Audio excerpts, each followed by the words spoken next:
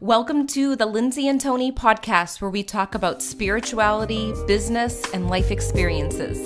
In this podcast, we're bringing our private conversations to you. We believe that it's through discussion, action, and reflection that true change occurs.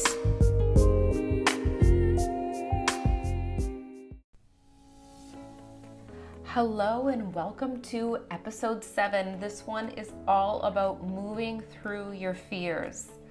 We talk about a ton of stuff in here. Tony and I just love this episode because there was so much to talk about and cover. We talked about the definition of fear, how to move through fear, how to use your fear to propel you to the next level in your life, in your business, what happens when you leave your comfort zone, when synchronistic events occur in your life, tips on what to do when you're fearing something in your life or your business, the two big fears that come up for business owners. And we just know that you'll really enjoy this episode. We are so thankful for all of you. We've received your messages, we've received your reviews, and we thank you. And let us know.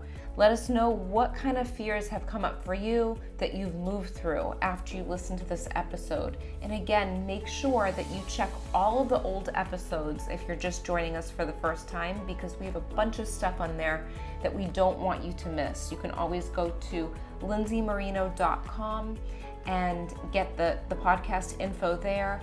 We're on iTunes, Stitcher, YouTube, so follow us on everything, and we hope you enjoy the show. Hi guys, welcome back. We are so happy that you're here. Thank you again for all of the messages that you've been sending us. We're excited about today's episode. Very excited, yeah. So another podcast here, another chance for everybody watching and listening to just take some kind of idea that we talk about and apply it into your life. So yep. And today is all about fear.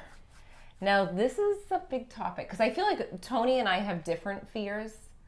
And I think we should talk about what fear is and how it can stop us and how it propels us, really. Right, exactly. And not only just you and me have different fears, everybody has different fears, yeah. Right? But we all have them and they all come up. So what should we talk about first? What is fear? Yeah. You can say the definition because I have to think about what I believe fear is. So what is fear? So I just look at it, to define fear, it's what you probably heard a lot is love is the opposite of fear.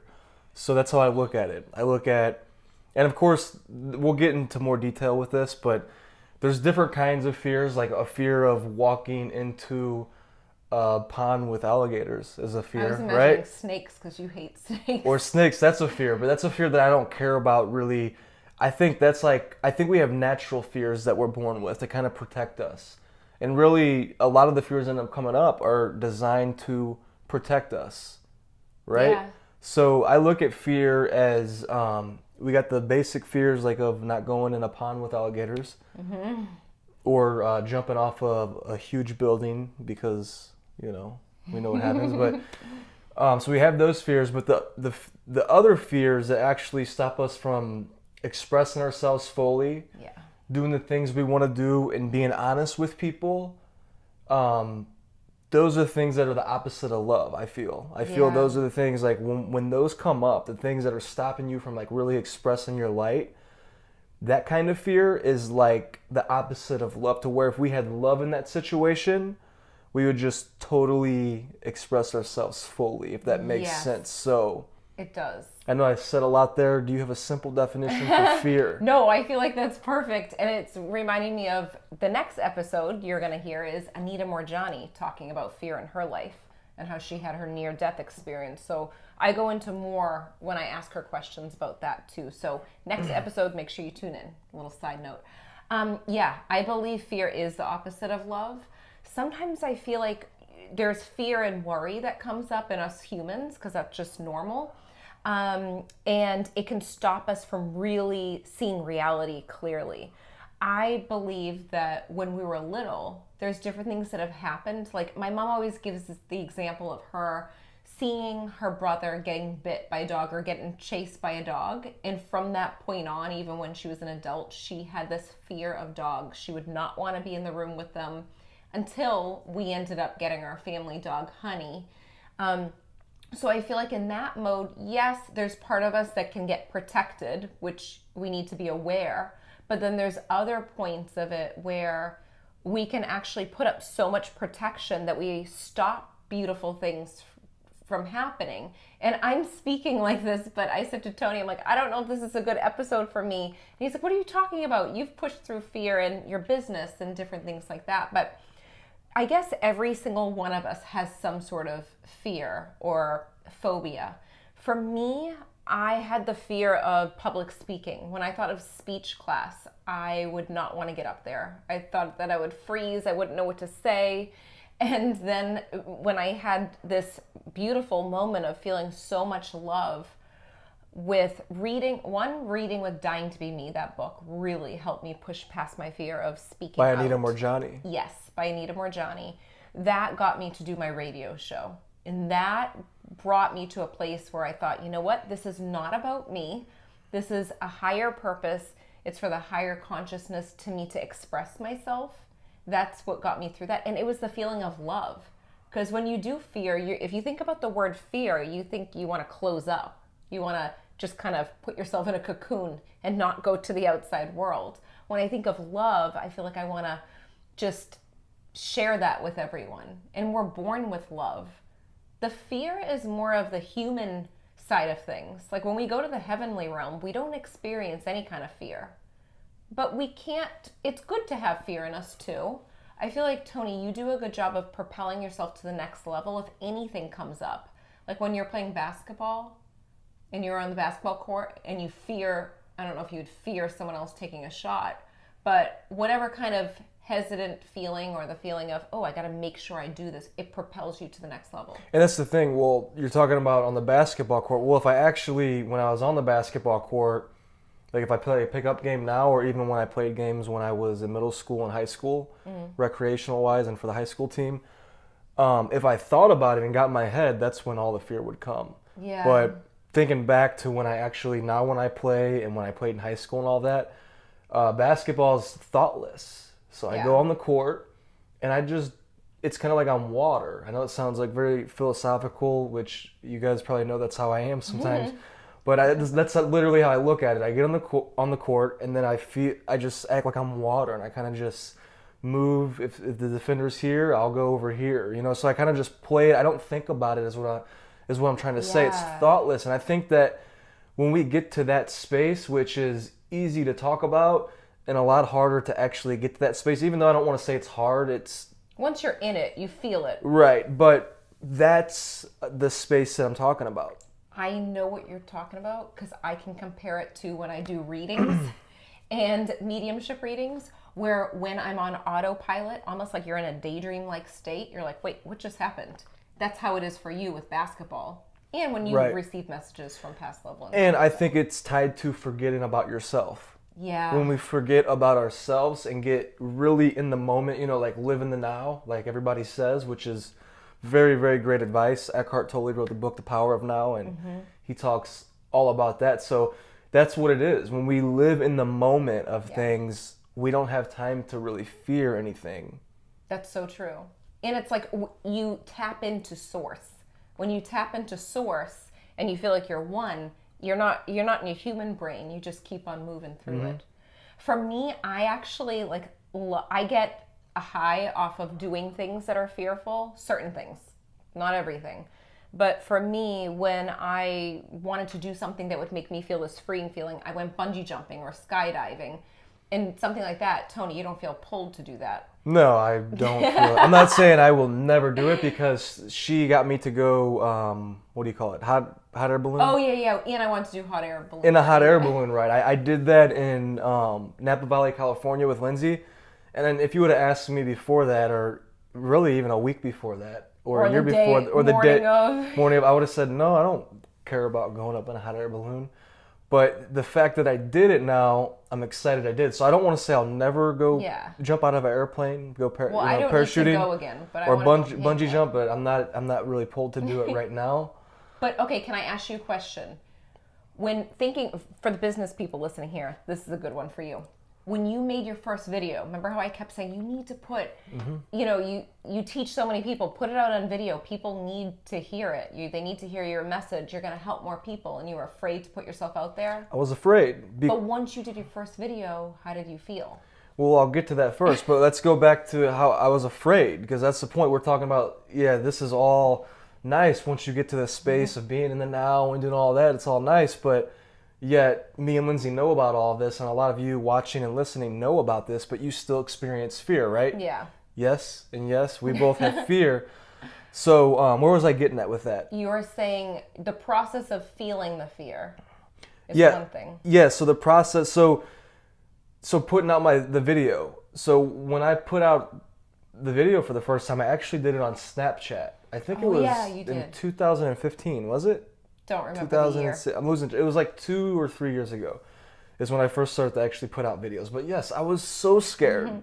Like, I was so scared because I was in my head and I was thinking, oh, I don't want people to think that I know everything about everything. And I had that thought. I had another thought of, oh man, what is my family and what are my friends going to think? You know, and unconsciously I could feel that it's going to cause, you know, things to kind of like, what do you call it, shake up things a little bit.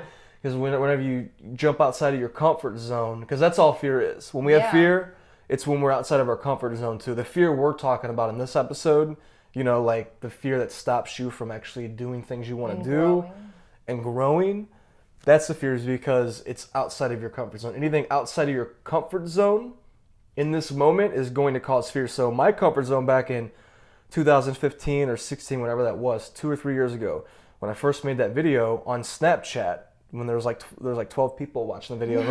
Lindsay even said that. She said, go ahead and put it on Facebook now, because that's what Lindsay does. She keeps on saying, all right, you did this, now do this next. Yeah, because I got past the point, but before I would have been like you. So I'm excited she's doing that though. She's my soulmate. And that's what she is. She's bringing me outside of these little, I look at comfort zones as little circles that every time you do something that you haven't done before, you're going outside. And then guess what? Then as you do that so many times, like once I put out, that's the piece of paper, that's okay. Once I put out that first video, I got, oh my gosh, I felt so free. I remember that first video I put out on Facebook with you was after we left Camp Circle of Love. Yes, that was it. And Lindsay told me, let's put this video together. I was like, I don't know, you know, I was having a fear. Do that, you know, stop me. But once I did it, it was like such this free feeling that I had. And I think that's what happens. Yeah, because something's trying to come through you, and then fear comes, and because you think about, oh, what is my family going to think? What are they going to think? What if I mess up? That stops you from letting it go through you, and then it causes frustration, and then it leads to depression and all this stuff. But with the video thing, I knew that it was something that I wanted to do because I wanted to teach people and share information with people that helped my life. So I knew that I wanted to do this, but I didn't because I had the fear. But then once I did it, I got that free feeling, and then I got addicted to it, like Lindsay said earlier. Yeah. You start to get addicted to, all right, I have this fear, so let me go do that now. And you conquer it. Once you conquer one thing, you want to do the next thing. Right. It's a rush. But I have to say this, because this is important. We did talk about resistance in another episode. So if you didn't catch that, go to it, because it will go in more detail. But once you go past one fear, you are going to meet, like you're going to get really, really excited and pumped up, but you might meet some more resistance where you want to crawl back into your shell. Because I told my students this, and my business students too, where when I first started the mediumship stuff, I had a flower on my profile on Facebook because it felt comfortable to put a flower up and not put my photo up to say that I'm the medium speaking and I'm sharing some sort of wisdom. Gratitude equals magnitude. Yes, I used to have a group called Gratitude Equals Magnitude, and that was my way to share positive quotes and just different things. So I put myself out there, and I had to take baby steps, and I think that's a big thing. I'm not saying to hide behind another profile picture without your face, but that's what happened to me, and I felt like it took a little bit of courage to put myself out there. Once I read Dying to Be Me, that's what really put myself out there, and I'm thinking I'm doing a disservice because the people that know us or know you, whoever's listening, will trust you. Most of the time, they'll trust you. They have a belief about you. Either they already have trust. They might not know you are able to teach about certain things. So they might not know you are someone that has learned about something that you want to share, if it is teaching, but they know you as a human, as a soul. So hearing it from you might be more beneficial than hearing it from someone else that they're skeptical about. So at the very beginning of my stages of doing that, I got some resistance, but more positive messages like, oh my gosh, I can't believe you've experienced the same things as me.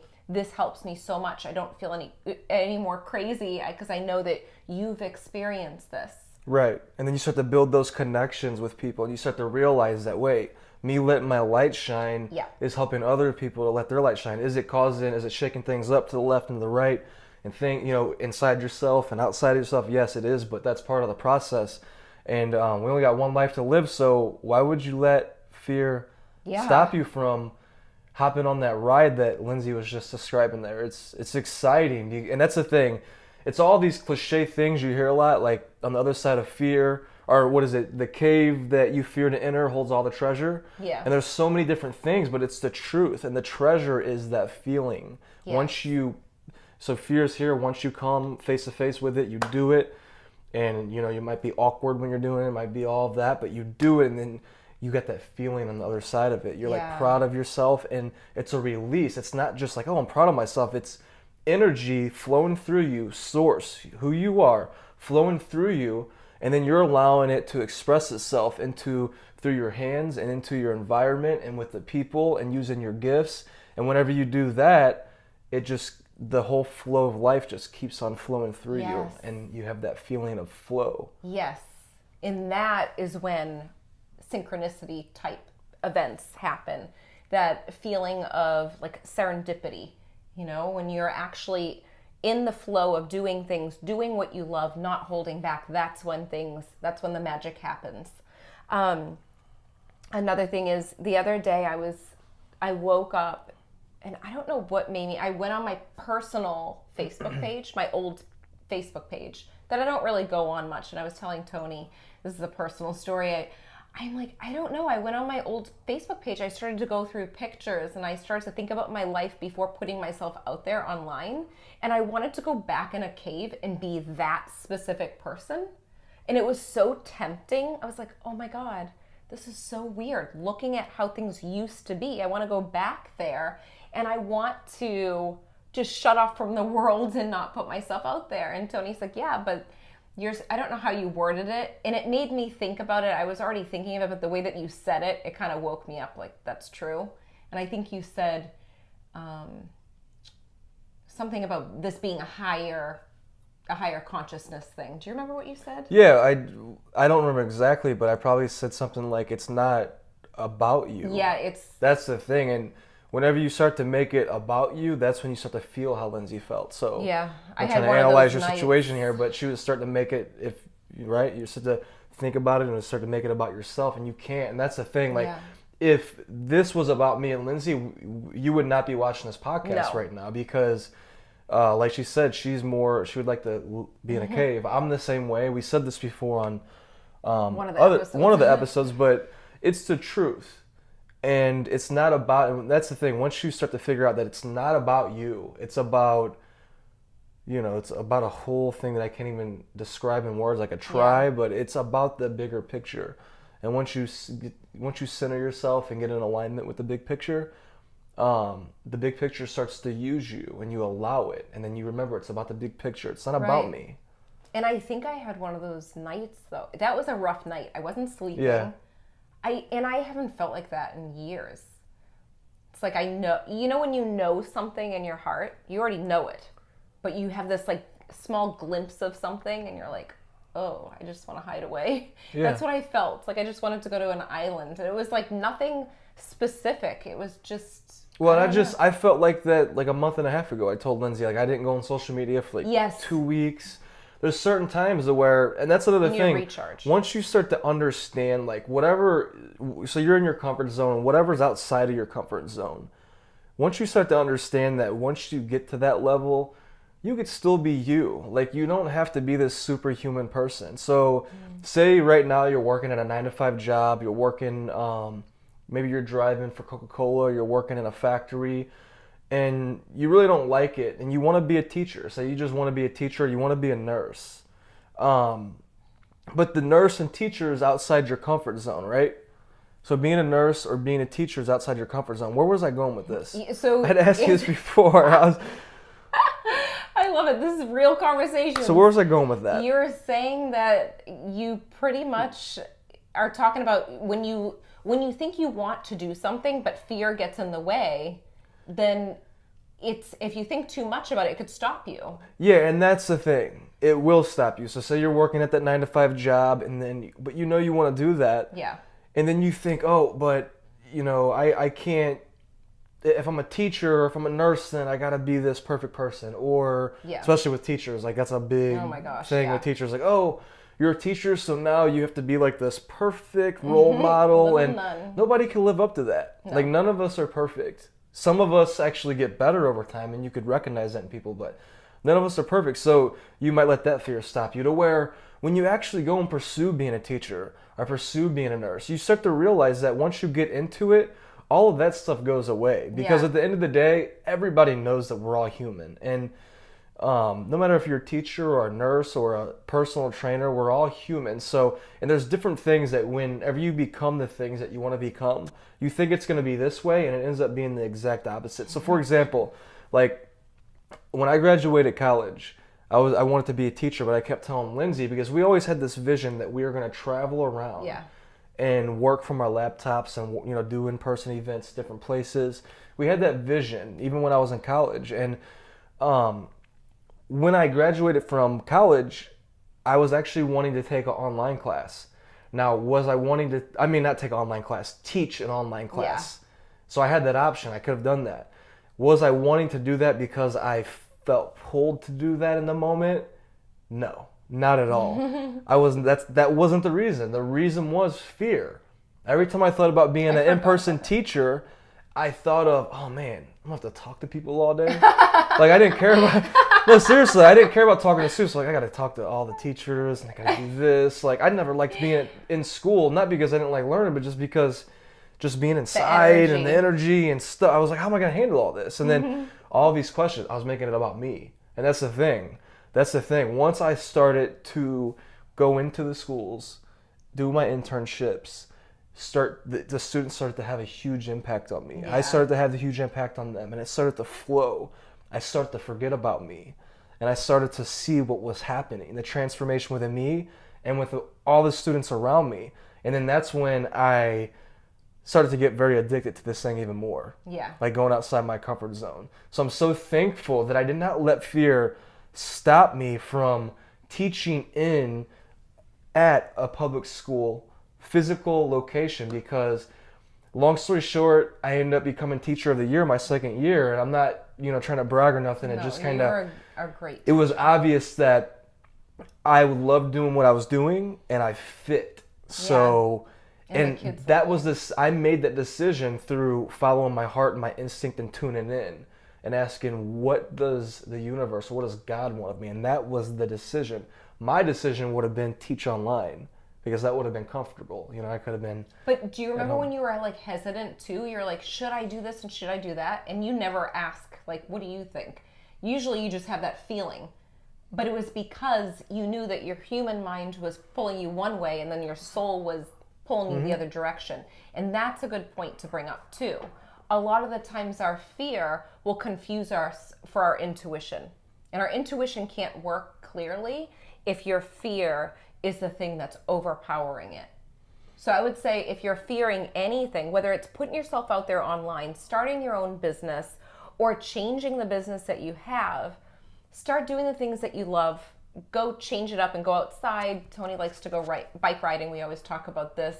I like to go on walks in nature, do things that really make you happy and kind of forget about what the fear is. And you'll start to notice the thoughts will flow in and where you're supposed to be guided. And usually there's patterns and clues that line up to help you move past that. And I wouldn't avoid fear. I would actually move through it. Right. And so like Will Smith always, I didn't mean to cut you off, but Will Smith always talks about he chases his fears. Yeah. Like if he said he hates fear in anything. So if he has a fear, he goes and does it. That makes sense with him too. The fear we're talking about here, you know, Yes, like this not a type fear of like fear. where you're gonna die or do anything like that. Yeah, that's true. And the other thing that I was going to say, I think a lot of people listening are entrepreneurs. Some people might not be, and that's okay too. But a lot of people come to me for readings, intuitive readings about their business. And I think the big fear that comes up is they're afraid to change something because they don't want to fail, or they don't want their customers to leave them because they're changing. And I would say to go after your love and the thing that interests you and intrigues you, and the right people, the right customers will come and they'll be attracted to you. Don't you believe that? Absolutely. That's what guides us. I mean, that's what it is. So a fear thought would say, oh, I gotta do my, I gotta run my numbers, I gotta see what the market wants, and which is all true. Like there's all truth to all that. Yeah. I mean, if you're selling something that nobody wants, you don't have a business. Yeah. But the fact is that if you have a passion and a desire for something, there's a reason for it. The universe is so smart. God is so smart. It'll give you that desire because there are people that need it. Yeah. Does that make sense? So where was I getting at with that? I keep doing this today. Sorry. You do that all the time. We both do. So where was I getting at with that? You were just saying that really we're being pulled in the direction that we're supposed to be going in. There's no point of letting fear get in the way. Yeah, and there's no point. And in order to actually see where you're being pulled. Yeah. And trusting that feeling. That's the biggest hurdle that stops a lot of people is tuning in and quieting their mind to where they can relax and be like, all right, you know, it's called faith or it's called whatever you want to poise or whatever, but get into that space. And then once you're in that space, then everything else starts to click. So that's what they always say, you know, fix your mind and everything else will fall into place. Yeah. And I think when you think too much about things, it can make you go crazy, really. Like, because when I'm in fear mode, I can't think clearly. Like, you want to call up psychic reading, get a psychic reading, you may call up all your friends in the world, and it just confuses you. And usually you're looking for some sort of confirmation for what you already know in your heart. So this is what I would suggest for an actionable step. And tell me what you think, Tony. I think that you should get out a piece of paper, write down your top 5 fears. And yes, they might be snakes, like Tony's scared of snakes. For me, there'd be something totally different. But if it's around your business, like you feel like something's holding you back, write down your fear. Is there a fear with putting yourself out there and getting a response that you don't like? Is it a fear of what people would think of you? What kind of fear is it? And write those fears down and think about what would happen if someone talked about me for putting myself out there as a medium. What would happen if someone saw that I was running a business and they didn't think that I was, you know, certified, or I wasn't good enough, or I didn't have enough experience? What would happen, really? And then beside that, put what would happen if you didn't do it. Usually, I love that. Yeah. If you didn't do it, you'd feel frustrated, you'd be spinning in circles, you'd be in the same spot that you're in right now.